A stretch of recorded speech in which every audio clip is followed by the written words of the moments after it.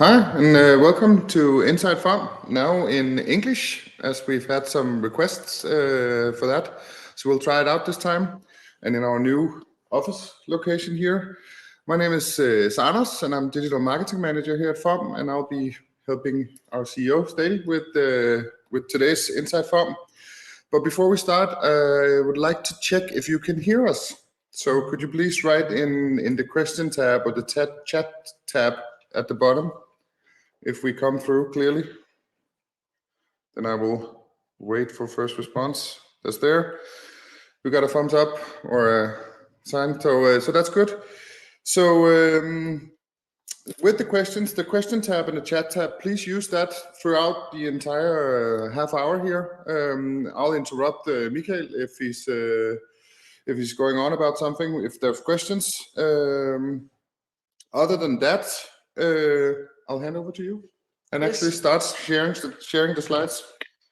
But thanks a lot, Anders, and welcome to everybody here on a sort of a late July evening. This is our Q2 2023 Inside FOM, and as Anders said, we are here making a recap of the last quarter. And what better way to start to have a look at this beautiful premises. We have relocated from the premises, the rooms we had at Islands Brygge, and now we have moved very close to the airport, close to the bridge to Sweden, and also the Blue Planet. So we are here in Kastrup. This beautiful premises is 207 years old. It's been renovated, and this is the place where we will grow and stay for the next, hopefully, many years. We have a space to grow. We have a showroom, and we also have a site where we can do quality control, storage, and so forth. All the needed elements that we were missing so much at the other place. Yeah. In relation to the organization, we have also grown quite dramatically. In the annual report, we were 17, FTE, full-time employees. And now we just hired number 32. So we're almost doubling the organization just within the last 6 months. So we've been very, very busy. And I can say tripled since I started. Since you started, yes. Yeah, that is correct. That means that you have been employee number 8, 9, 10, 5. Okay. So things are going fast. But we have a few interesting topics. We sent out the newsletter this morning, so we can fly away.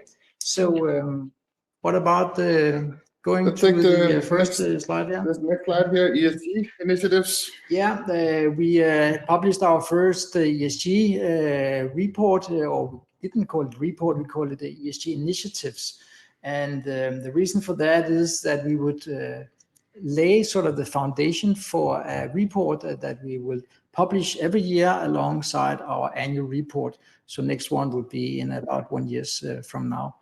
So this is all the initiatives we do related to the environmental, social, and governance dimension. If people would like to know more about that, browse through and always feel free to write questions or bring them up when we have these Inside FOM sessions. There's a small question here, which is good.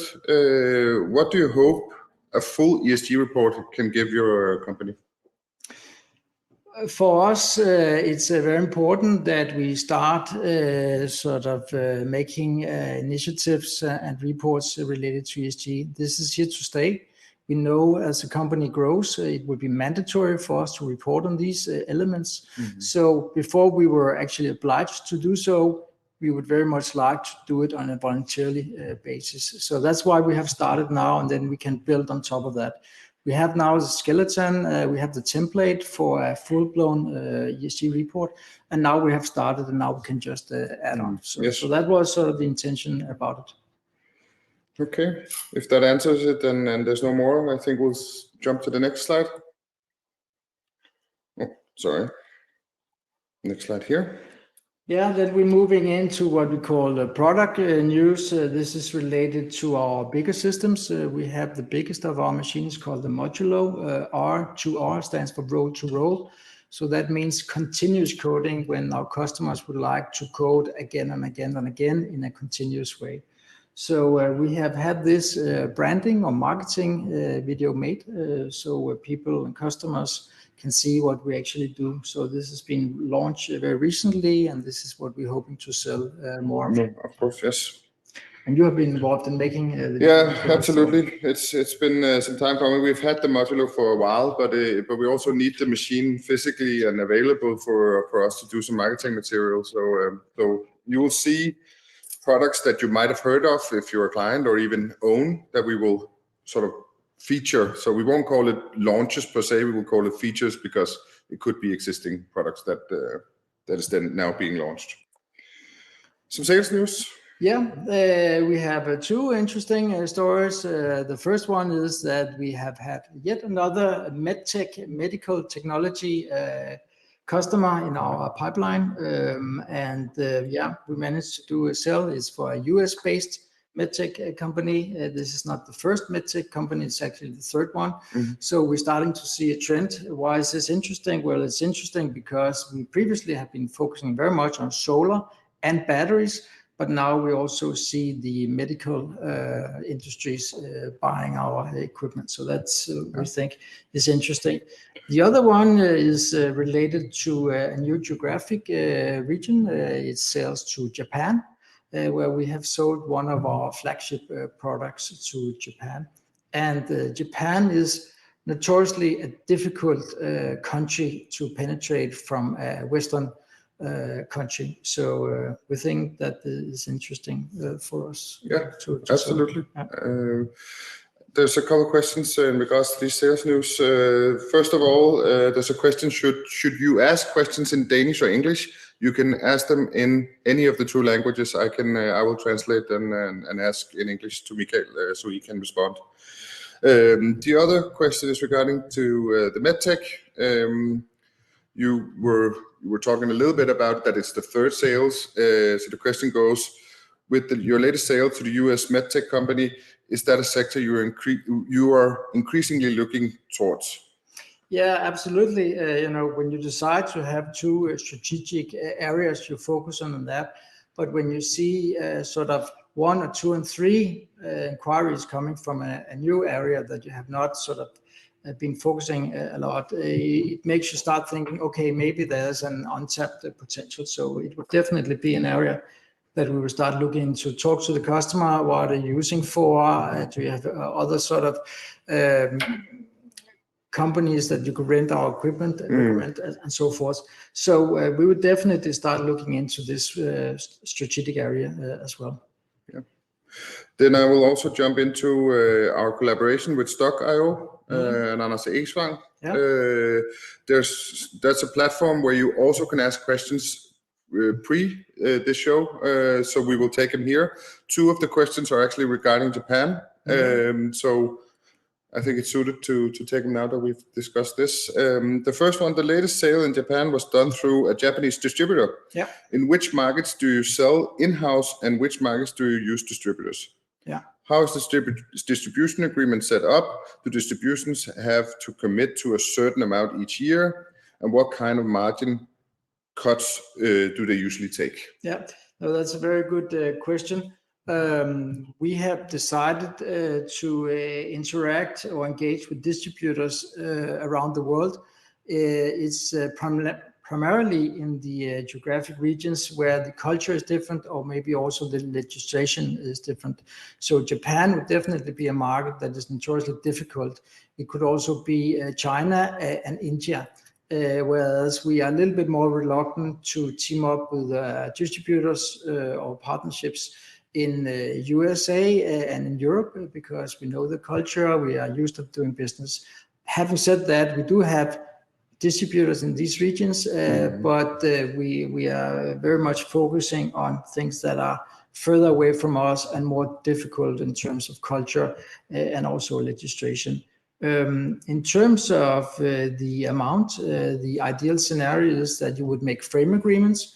So you would say, hey, if you would like to be a distributor, then you have some privileges. That also means that you have to buy a certain amount. So, but that will always be in a case-by-case situation, and you have to start up the cooperation to see if it gets going. starting to have big frame agreements when you start up a corporation, it can be difficult. So often you would start and see if things fly, and then you can increase the corporation. In relation to the margins, it's confidential, but everybody knows that if it's within equipment and machines, it's very likely that the margins for a distributor would be anywhere between 12, 13, 14 and up until 20%. So it all differs about the other payment terms. So in that range. Okay. We'll take the second one from Stock.io, and then we have one in chat. As you have now entered Japan as well, can you maybe provide an overview of the competitive situation in the different markets you operate in? Do you meet the same competitors in all markets, or do you have some markets where the competition is higher than others? Yeah, that's also a good question. We can say that we have competitors that are global, just as us. We would say that we typically look at 4 or 5 competitors that are doing something very similar to what we do, not exactly the same types of machine, but in the big perspective, similar. We have one company in the US, we have a few in Asia, and then 2 or 3 here in Europe. Those are on a global scale where we are competing each other. So very much focused on here, Europe, one in US, and also 1 or 2 in Asia. That's how we see the competitive landscape. Yes. So we'll take the one on chat. It brings us a little bit backwards, but there's written, "What a nice office you've gotten," and thank you. We agree. We really love being here. So yes, just saw it on social media presence on Instagram. Sorry, you're certainly growing fast. Where do you see the company in 1, 5, and 10 years? Before you take that, Michael, I would like to add, yes, we are now fully on Instagram thanks to our new colleague Michelle from January this year. So our social media presence is going on everywhere. So please join us and follow along if you want to see the journey. Yeah. But then in 1, 5, and 10 years? Yeah, it's a good question, Maria.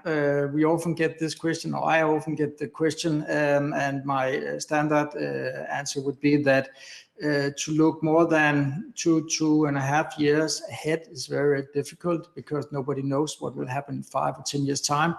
It could be that there's a different ownership or people don't work here anymore and so forth. So I tend to say maybe a horizon of a couple of years. We would continue to grow the organization. That's why we moved here.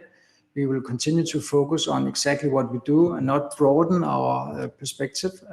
I believe that if you have to be successful as a Danish company or a Scandinavian company, you have to find a niche and be super good at that and only focus on that. So that would be sort of what we will do for the next few years. We will continue to focus on solar and batteries. Why?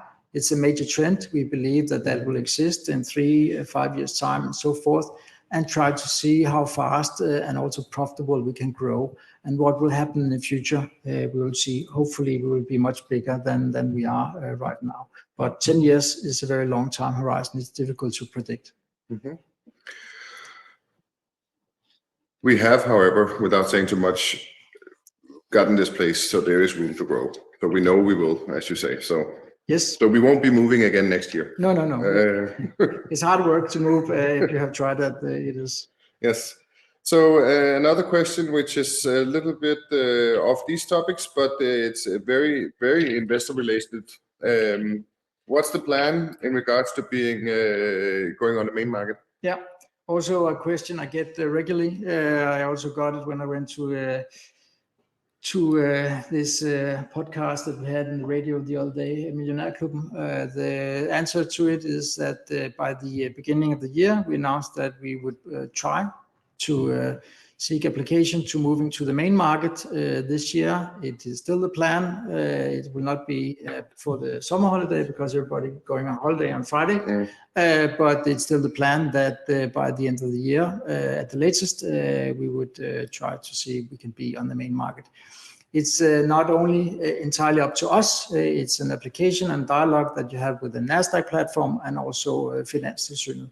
And they would need to approve both of them, and then you are allowed to move to a different platform. But it's still in the line what we expect. But as you said last quarter, that our annual report and our ESG initiatives and so on, we've started to build up on those requirements that will come along with this, so we are ready in-house at least. Yes. All right. Let's go to the next one. Maybe I can take a little bit about that, Stady. It's more of a marketing. Yeah. Our good friends at QD Solar have had a record breakthrough on the what do you call it? The efficiency you get out of a solar cell. So we reached out and asked them if we could do our first case story with them, and they happily said yes. So we are starting, hopefully, to get more and more customers involved in our marketing material. And this first one is luckily a really good one from QD Solar. Sorry, a Canadian-based company.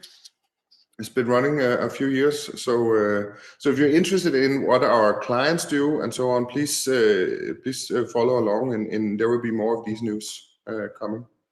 Yeah. Then distributors, there's also some news there.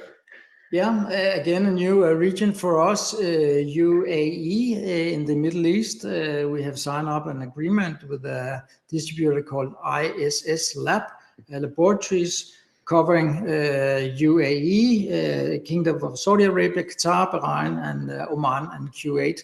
So a lot of universities, a lot of money being put into clean energy in this region. So we believe that that was also an excellent region for us to be present. So yeah, we're happy to share that news. Absolutely.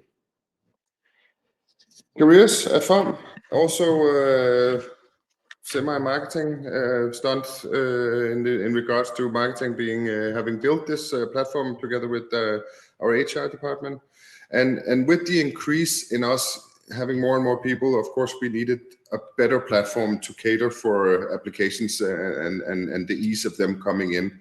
So we've spent some time building this platform and getting it up and running. So yes. Yeah, you can say as we grow, more and more people know about us. We're seeing an increasingly sort of amount of unsolicited applications that we're getting, and therefore we felt that it was the right time of sort of doing some promotion on our internet. What's like to work at FOM, what career opportunities can we offer, and so forth. So we're slowly ramping up on all the things that much bigger company have already. So this is just a natural development for us.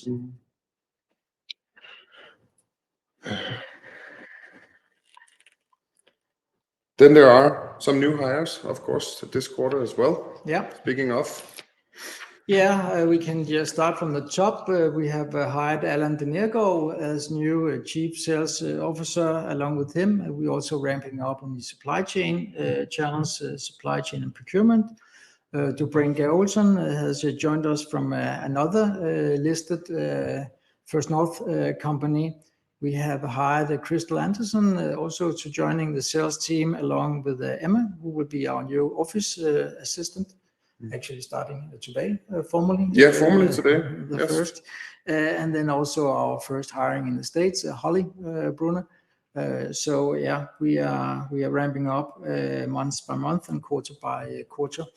And yeah, we will continue, not in the same pace, because we also need to be able to sort of digest all the hirings, the learning and all that.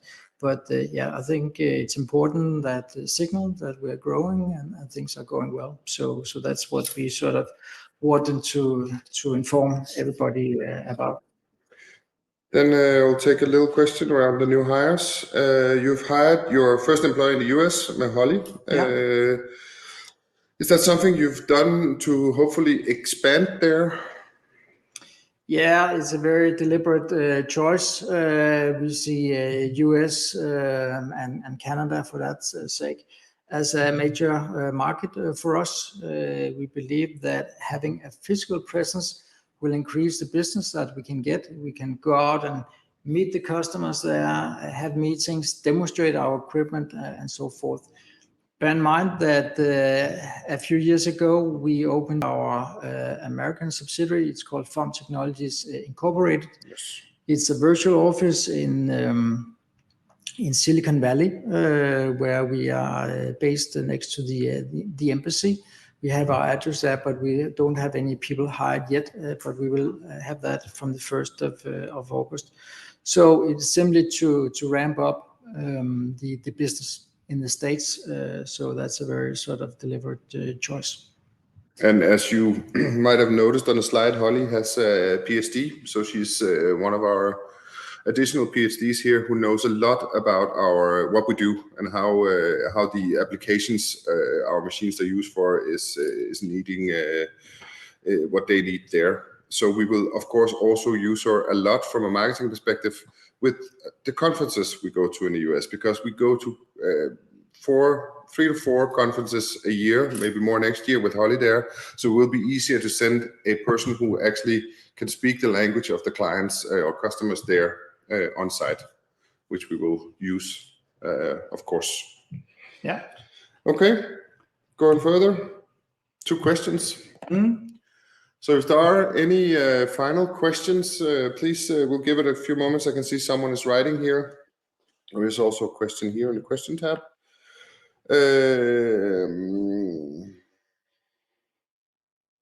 Do you have insights in how much the lack of natural resources, rare materials, etc., will affect the market for batteries and solar in the coming years? That's a very good question that we get there. It's without question that if you look at batteries in general, a lot of scarce materials and scarce resources are being used for these things. That's also part of our equipment that people around the world, whether it's academic customers or corporations, that they test and try new materials in order to build or develop energy storage. Cobalt and a lot of other materials are scarce, and the industries, the EV, electrical vehicle industries, is having difficulties to keep up with that if you look 5 to 10 years ahead. The same goes for solar. You also use scarce resources. We also know that China have bought a lot of mines and natural resources around the world. That goes for Africa, it goes for Asia, it goes for China, and so forth. So not only are people doing research and development in relation to prices, cost prices coming down, efficiency being increased, but also to look at the situation where some of the materials will be scarce and you need replacement for that. So that's definitely a race to look into these things. And that's also a part of what we are focusing on. So that's a very good question. Yes, and following a little bit along those lines, there's a question here. How does FOM's innovations and focus with sustainable batteries, solar panels, power to X feel about the entire green transition? The UN 2030 plan, everyone driving electric cars in the near future, look like. Have you already gotten interest from any big EV companies? Yeah, we can just repeat that when you read our sort of post, our investor news and so forth, we are announcing if we get big customers related to solar panels, batteries, EV manufacturers, and so forth. So we will continue to do so. We believe that this entire green transition is here to stay and will just continue. A lot of money is being poured out for governments in the US and here in Europe, also in Asia, in order to conquer this green transition. So we can just say that that is what we are focusing on. That's what we do. Yeah. You can see there's someone writing, so we'll just give it a few moments to finish up. If you have any questions, please don't hold back. By all means, we have a couple of minutes left. Yeah, maybe a last question that one of the participants writing if we have gotten any interest from any big EV companies, and that's naturally not something that we can comment on. We are announcing if we have orders that we think have the magnitude and the size, then we announce that to the market, but not besides that. Not before they happen, no. Anything else we can add? We can just add that this time it was very close to the end of the month. Yes. Whether we would do the Inside FOM podcast here on the same date, we will test it out and see if it works. Yeah. Maybe next time there will be 1 day or 2 days between we send out the newsletter and when we do the actual podcast in the evening. We're trying different formats and also to do it in English and see if we can sort of widen out the audience by doing so. So we're trying a little bit of various things and evaluate what works and what doesn't.